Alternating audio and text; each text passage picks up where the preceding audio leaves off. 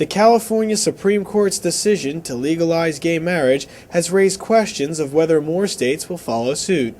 A panel discussion was held here at the Family Research Council to assess the threat posed by gay marriage to First Amendment rights and religious liberty. The issue of gay marriage has caused a great deal of controversy among religious leaders and organizations. Some experts argue that if gay Americans were able to tie the knot, they would be a threat to First Amendment rights. There's also a growing awareness that with the redefinition of marriage will come a redefinition of society. Now, many have suggested that such a redefinition is putting same-sex marriage and religious liberty on a collision course. And can both same-sex marriage and religious liberty, as we know it, coexist? Most suggest not. Kai Feldblum is a law professor at Georgetown University and a strong advocate for gay rights.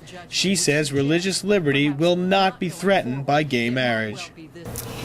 If you paint the picture as, someone who preaches from the pulpit against gay people will get hauled into court, that is just unlikely to happen in this country because of the free exercise claim.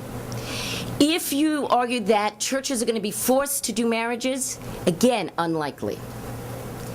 That doesn't mean that there are not cases of potential conflict. Others say the potential areas of conflict are enough of a reason for other states not to follow California and Massachusetts. The latter is, there must be, the message from the panel, I think Kevin Hassan in particular, was that we have a tradition of conscientious objection from our founding. And we need to recognize that and apply it in the present context with respect to the impact of same-sex marriages that it has on it. And the proponents of same-sex marriage in California are ready to throw that right of conscience under the bus to advance their agenda. In other words, wherever there's a collision or an intersection with religious beliefs in same-sex marriage, the religious beliefs must give way according to their present views. Massachusetts, the birthplace of gay marriage, is the state with the lowest divorce rate. Do you think that says something that, hey, gay marriage isn't all that bad? No. So that doesn't matter? I don't think that's relevant. Syndicated columnist and author Maggie Gallagher doesn't agree either. She was asked why the definition of marriage being amended would harm children's minds. Marriage is not a private act. It's not about what Adam and Steve do in private, or even what they do walking about the street. Marriage is a public status. It's an affirmation by the government that there is no difference between same-sex and opposite-sex couples, and anyone who thinks otherwise is, as Kai suggested, just like somebody who doesn't like black people. Okay, this is a really powerful, it's a very powerful idea, and when the government gets behind a new moral idea like that, it has a lot of ways to impose. The most simplest one is your children are going to be taught, whether you like it or not, in your public school, using your taxpayer dollars, your children and grandchildren, that there's nothing wrong with gay marriage, that it's a triumph of the civil rights movement.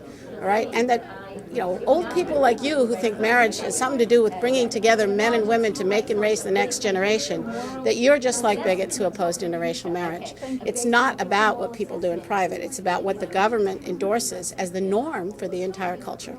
While California's decision has raised an array of concerns, the state of Vermont is also considering a measure to legalize same-sex marriage. Nicholas Balassi, CNSnews.com, Washington.